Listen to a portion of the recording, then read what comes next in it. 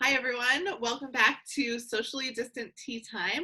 I am Kaitlin McGrath, founder of Be Her Village, and I am joined by the lovely Evelyn Page and Laura Otten, both licensed clinical social workers and maternal mental health specialists. And this recording and this session and this podcast started because we were all sitting at home in quarantine, scared out of our brains. And I called up Laura and Evelyn and I said, please help me. I need help. And I'm sure our community needs help too. So we started recording these. We kind of took a hiatus in June, July, because we started being end of busy. summer, I think. Yeah. It was beginning of summer. We're at the beach and we can't meet. And it was like a really natural ending to our socially distant tea times because we were less socially distant. However, I think that it's a really great time heading into winter and with everyone back in school or to school or homeschooling or whatever everyone's options are. I think we're entering a new phase of this. So we're starting it back up again. Thank both of you. Thank you both for coming and making time for this and making time to reach out to the community about this subject again. I really appreciate it. Yeah. Thanks so much. Yeah, Evelyn and I texted a couple weeks ago. It was like, we need our tea time back. And For sure. with school and the colder weather right around the corner and cases are up and, second, third waves and threats looming, it just has felt the need for it has come back definitely. Yeah. It really feels different from July. July felt so normal. When I would go to the beach with my kids, it's like this place that you naturally socially distance. You're outdoors. It felt carefree again. And I don't know, it's not feeling as carefree anymore. And there's this issue that I've been really actively working on. I might as well open up with that. Specifically for pregnant people and people trying to get pregnant, that the partners are not allowed in the prenatal appointments. They're not allowed in the sonograms. They're not allowed in the fertility appointments. They're not allowed in postpartum appointments. And this horror show that I just found out about is that some places are not allowing babies in postpartum appointments. Oh, no. So mothers are skipping them because right, of course. separate a tiny 6-week-old baby from their mother. No. So what little postpartum care we had is already out the window. So there's these, so just as like a plug, we have a petition, we have all these things going on for that. So I'll link that to anyone who's listening. But there's an incredible amount of stress continuing, I think, for mothers and for pregnant people and for all of us. And it really feels different. So what are you guys feeling? You're feeling similar things happening in your own life or in your professional worlds? Talk to me. Evelyn, do you want to start with by the way, if you're not watching this video, Evelyn has, in previous episodes, she had like tied back, very tidy and neat bun hair. And right now she's sitting here looking 20 years younger with a super sexy head of blue hair. Cut and blown out and gorgeous. So I don't know what happened in quarantine, Evelyn, but I think it was just my reaction to being cooped up and, towards the end of the summer, I think I was a lot more stressed out, trying to figure out like going back to, my kids are in daycare, pre-K and daycare. So it was just kind of like, all right, whatever. I just need to do something fun, and finally felt like, okay, I can go out to the salon and do it. So I just did it, it's sort of just something fun to do. Why not? So my kids loved it. I think. Evelyn, that you went out to the salon, because the last time we met, like, I was certainly going out, I think, more than anybody on this thing. Laura, you were kind of like finding your balance. Evelyn, I was in between. And Evelyn was like, baby hair. Haven't left my house in 3-4 months. With no plans to ever leave. No plans to ever leave. No. And I'll say I'm still pretty actually close to home, and I, like, when I went to the salon, I called like a few times to make sure, like, what are all their protocols and could I get like the first appointment of the day? Could I kind of be in like a separate space? Like, I'm still pretty careful, still pretty restricted, but I was just like, I need to do something. So this was my thing. Good for you. Well, yeah. Amazing. Thanks. So your kids are in daycare? Yeah, so they went back to daycare right after Labor Day. Yeah. And I mean, it was like kind of a tough decision because we were just like, what does this mean in terms of, are we going to be able to see family members after that? Because we do have like close family members that have a lot of health issues. So are being very careful. And does that mean it's going to sort of cut off the social interactions that we do have? But we kind of, we figured that out. We kind of worked it out for ourselves. And I mean, our kids are used to wearing masks now. So we can still see people. We are just much more careful. Everything's still outside. And our kids were, well, my 4-year-old was kind of asking like, when can I go see, this friend or that friend? And, just kind of taking all of that into account and knowing I was on, I called daycare like a million times. It felt like, just to like verify, like, these are all the things that you're doing to keep everybody safe. And our daycare had actually been open this whole time. Like, they never actually closed because, they have parents that are essential workers and needed it. And they never had a positive case. So clearly they were they are doing something right. And obviously teaching kids about being socially distant or physically distant, I should say. So we kind of like, it was still nerve-wracking, but I think it was kind of the best decision for everybody, and they're doing great and everybody's still healthy. But with that, and I think probably a lot of parents can relate to that, after like a week and a half, one of them came home with a runny nose and you're kind of like, what does that mean? Is that a sign? And I am not like a germaphobe person. And like last year, I feel like my kids just perpetually had runny noses because that's what happens when they go to daycare. But now it just carries like a lot more like, what do I have to look out for? So again, it's just kind of reminding myself that like they are healthy and, school is taking precautions and we're taking precautions. So we're just kind of doing the best that we can right now. So yeah, I think that decision to send your children or not send your children is one that everybody has grappled with. And I think mid-October, everyone has made that decision to some extent, whether it's remote learning or homeschooling or in-person or daycare. But my kids are homeschooled, and we have already had 2 COVID tests for 2 kids because of runny noses and fevers and not feeling well. And I'm the kind of parent that like any other time, I'm like the opposite of a germaphobe. I'm like, let's get our immune system going, like we are very lax about, we wash hands and, we have hygiene, but we're not doing any antibacterial. We're not being, we're not nervous about germs. And so it's been really weird for me to go from like, I would never I bring my kids to the doctor literally like before I bring them to the ER. Like that's how sick they need to be because I treat them at home and most of the time there's not that much you could do. And I'm in contact with the doctor, but I don't usually bring them in.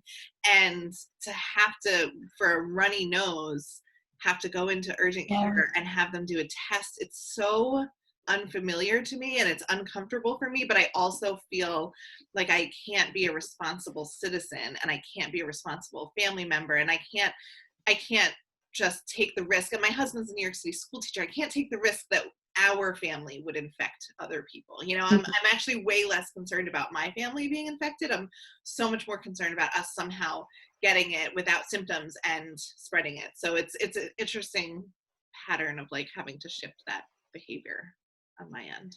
And I don't know if you all found this. So I saw this in my practice and with my friends too, of like, it was left to the mom to decide whether or not to send the children to daycare. And it was all like well-intentioned of like, well, it's usually he, but my partner's supportive of whatever I decide. And it's like, but that's not the support you need. And it felt like that was her choice to make. And I heard a lot of themes back in August when that was being decided of, am I being selfish by sending my kids to daycare? Am I being selfish to send them to school? And if something were to happen, I wouldn't be able to live with the guilt. And, that was so tough to work through of that narrative we have of, if I'm having someone else watch my children, I am being selfish and indulgent. I read a wonderful article recently about how this like myth that mothers now are just putting off childcare to other people like we've never done before. Like women used to stay home and raise the children. And that's just such a myth. It's like we actually are doing way more than any other parent generation has ever done with their kids. And okay, like both of you are like nodding. Like we're doing way more, yet we have this narrative in our head that's telling us that we're doing less. And we're not doing it as well as that mom, that other mom. And I've heard this so many times in my sessions. I'm like, can we all just like make a group together? Because you all are all saying the same thing. She's doing it better. You know, she's calm and patient. She spends more time with her kids. She's choosing not to send them. And I'm like, who's this mom you're talking about? Right. Like, what unicorn? It's a myth. It's a social media it's a complete myth. construct. And I've actually, I chose to homeschool my children, and I, for many reasons, and probably not like it's not for infection. It's more just they need it. They need they need to not be in an environment where they're so restricted. And I don't know that they were thriving in the school that they were in to begin with. So it is what it is. And it's the choice we're making. But I think that there's this myth, because this is the second time I've pulled my children from school to homeschool them. And I feel like there's this myth of like this homeschooling, like goddess calm mother who like has little children all around her. So calm and unfazed and like getting it all done. And like I know a ton of homeschooling mothers, and none of them are that. Like we're all the same. And there's this image too, like people think, I just recorded this this like presentation for a summit that I was asked, like on conscious and confident parenting, and they were like, what's one thing that you would like tell people? I'm like, we're literally all struggling. That's what I said. You see my hair? Like I washed it and brushed it because I knew I was recording this. Like everybody, there's this image of like that people are doing better than us, and other people have it figured out. And the reality is like literally every single person is struggling in huge ways sometimes and in small ways sometimes, but there's not one person that has it together and walks around going, I've completely got this down. I've totally nailed this mothering thing. And I love what you said, Laura, because this idea of being like less supported than our previous generations. Like my parents, my father talks about like, and not that his parents are like the model like parents, but like he would go at like age 7, like miles away from his house. Like they were just, and even as a kid, they were just sent out 4 or 5 years old. Off you go. We had boundaries like on our block. And even my kids, we've set that up for them today. Like they have like 3 friends' houses and a park that's their boundary in the neighborhood. And all the parents just text each other like, hey, they're coming home, or hey, they all landed here. But we used to have a village. We used to have parents, everyone in the neighborhood was your parent. And there wasn't this pressure to entertain your child and watch them and be everything for your kid, because you had a community of people that did it. And that is really, I think, what's missing the most in this time of parenting, but then in particular with the pandemic, because we're getting cut off from what little community we might have built already. And it's really unfortunate. I also read, sorry, Laura, I also read an article about how women are leaving the workforce, because like you said, it's the women that make the onus is that they're making less money, or they're in charge of childcare, and they have to flex. And often flexing right now looks like staying home to cover remote learning or homeschooling or daycare or whatever it is. But it's really, there's so much more pressure on women these days, I think, than everybody else, unfortunately.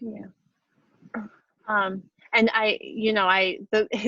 it's interesting to me, the Be Her Village launched during this. And it's like, the Be Her Village has always needed to be there. And because we didn't have the village, and now we've taken away the tiny little circle that people had. And I hear that too. And the babies born during the pandemic, the early ones are now 6-7 months old. And I hear so much of that grief and the loss of experiences, anticipating grief and loss over the holidays. Evelyn, you mentioned this, like, should I have the grandparents around? What if we're stuck inside? Like, just so much nervousness taking away from the joys of babies, of newborns, and not feeling supported in that. And I am glad to see now that doulas are coming to the house and that people are opening up their offices to welcome people in. But there's still people who don't feel comfortable with that. And I get it. Like, I get where people are still not at that comfort level.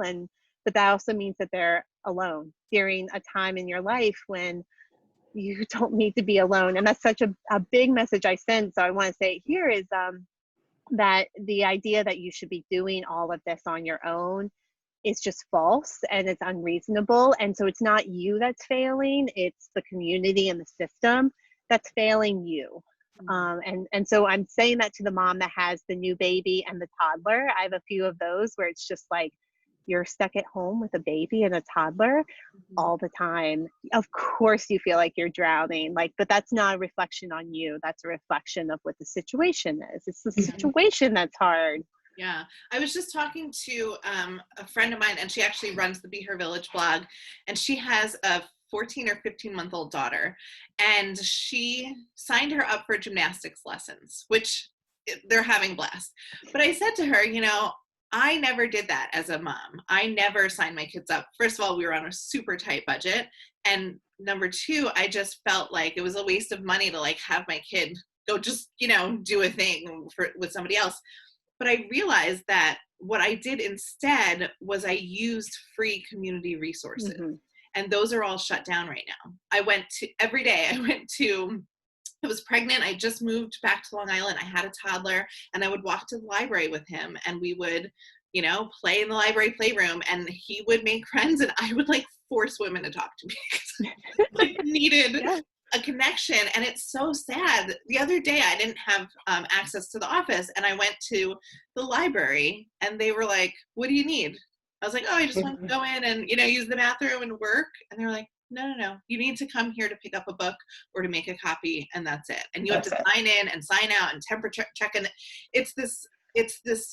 these resources, these places where we used to meet, and these places where if you needed a new community and you needed to find other people, they're shut down. And it's really unfortunate because it becomes an access issue. And that's why Be Her Village was created, because there's this two-tiered system now. If you have the funds, you can go sign up for, support groups, and you can sign up for little play groups and that sort of thing. And if you don't, you can't go to the library playroom anymore. And it's really too bad.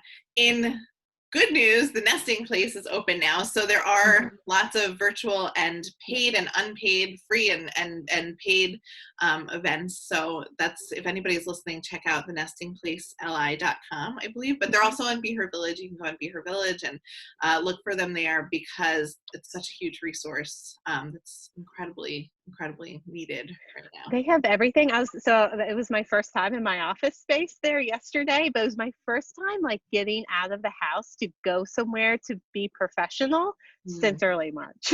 And so it was definitely an odd feeling for me. But yes, their grand reopening is on Saturday. So I'm excited. I have my eye on a couple of yoga classes. They have a preschool yoga, and my daughter would love that. So that's amazing. Yeah, I'm in the Gaia Midwives Riverhead office. So my children attend a co-op some of the time in Riverhead with homeschooling families. And so sometimes I get to drop them and work alone, which is super exciting. So I'm renting space from Gaia, and it's I told my husband, I'm this is so weird. It's I have a commute, and I don't have to work on the couch, and I have a space, and I'm getting so much done because I don't have children. And I realized, I think, and I'm curious to hear, I think you guys have a little bit more set appointments, but I found myself being really hard on myself during the pandemic and during that work from home phase, because I felt like I was scattered, probably due to the depression and the anxiety. My brain was just a little foggy. But even without the mental health issues, there were just children around. So I wasn't doing a good job of parenting them, and I wasn't doing a good job of paying attention to my own tasks. And suddenly I'm here in an office quietly by myself, and I'm getting so much done. And it makes me wish that I was more gentle with myself, because I think a lot of us don't realize how hard we're working and how much we're juggling until you kind of step out of it. I look back at raising 3 kids in almost 4 years and like building a doula practice and attending birth. And it's like, what was I doing? Like, I should have been not doing all of that. I'm glad I did. But you know what I mean? I think that there's this sense of like being so hard on ourselves, despite we would never do that to like somebody else that has all of the things on our plate and is juggling everything. Yeah, I know. I mean, the kind of like the one, it felt like a broken record that I kept saying to a lot of my clients, which is like, you weren't meant to work and watch your kid at the same time. Like before this, you wouldn't have gone to work. You know, if you're a lawyer, like you wouldn't have taken your baby to work and be expected to work while taking care of this child. So like, why would we expect it now? You know, like, or, like, how could we do that well now? So that was something that kept coming up for like you said, for so many moms, you know, or the person that's doing all the childcare to kind of, you know, and I felt it too. Like I'm not like immune from that of just like, how am I supposed to do sessions with my clients and my kids are home and sessions are supposed to be quiet and confidential and private? Like how, like it's kind of wrapping your head around, how do I work and raise my kids, because they weren't going to date, like, you know, I mean, our kids were not going to daycare. Speaking of working from home. Yeah. You know, and I think it took, you know, like I said, I kind of kept saying that, and some of my clients eventually are kind of like getting it, like, yeah, this is hard, but it's hard for a reason, because, you know, you can't, I had a lot of moms early on who did have newborns in the pandemic, and, you know, maternity leave did end, and now they're like, I'm like breastfeeding. I should continue to breastfeed because I'm home and my baby's home, but I'm also back to work. So how do you navigate that, you know? Yeah, I think it was pretty close to impossible to be a working mother before the pandemic. And I think that all bets are off now. I mean, it's really almost impossible to do it. And if we can like just reassure one person that's listening that you're not alone and that this is hard for everyone, and that no one, not even your therapist and not even your doula, maybe less than anyone, have it together. Yeah, so the reason I could do it this time, it is my toddler's nap time, and my toddler's nap time, my daughter just finished her math class, because on Tuesdays and Thursdays and every other Monday she is remote. So I have to set her up and then get her pencil for her, and then she needs her ice water and various degrees of need. Yeah. But yeah, and you know, I had to stop expanding my practice. I was going to expand to Mondays in the fall, because my toddler's in childcare on Mondays, and I couldn't. And on Tuesdays and Thursdays, I'm juggling a 2-year-old and kindergarten. And some days go smoother than others, but it's definitely tiring. And a message I also want to send, because I have to tell it myself, is it's okay to say no. Mm-hmm. It's okay to say, I just did it recently. I'm working on building a workshop that I'm really excited about, and with someone else. And we were both like, can't do that in October. Like, just need to say we're excited, can't do it right now, and saying no. And I think that's going to be something really important over the holidays. Of it's okay to take things off of your plate and not do it all, because you'll end up, I was feeling depleted every day, exhausted, falling into bed, and it's like, wait a second, that was fine for a month. It's not fine. Like, we're on month 7 of this. So say no when you need to say no. And as you just said, like, we're juggling it too. And it doesn't always go smoothly. Oh, it doesn't. At all. So I have this like hour-long drive in the afternoons from Riverhead back to Farmingdale, where I live. And I got really excited about, this is when we started the advocacy work on the partner issue and getting partners back into prenatal. So I had a call scheduled with Sarah Topping, who's the head of the East End Birth Network in Eastern Long Island. She's awesome, and she's helping me a whole lot with this. And I remember just getting on the phone with her with the 3 kids that like did not want my attention to be elsewhere. And they they know in the car that I can't like reach them, and they know when I'm on the phone, I can't reprimand them. You can't threaten them or do whatever you're gonna do, you know? So it was great because it was another mom. She has 3 kids. She totally gets it. And I just was like, I just have to get off the phone. I'm so sorry. And I called her back, but it was something I think I might not have done. I might have like just tried to power through and, you know, and it was just like, I can't do this right now. And I have yet to schedule another call during that time because I've learned that that time is not mine to do work. That's time that my kids want to debrief. It's the first time they've seen me all day, you know, after a few hours. And I don't know. It's just like a limit that I found I need to set. And it's made my life a lot easier. I love how moms with our text messages, it'll be like, I'll be texting, and then I'll hear back from you in 3 days. And then you'll hear back from me in 2 days. Yeah. Evelyn and I have done that stuff. Yeah. Just like, and I stopped apologizing, and I've told people to stop apologizing to me because like, I know you have kids, so I know that you're texting me when you can, and that's okay. And I'm fine with that. And, you know, we all just need to be kind to ourselves in this time and be understanding of it.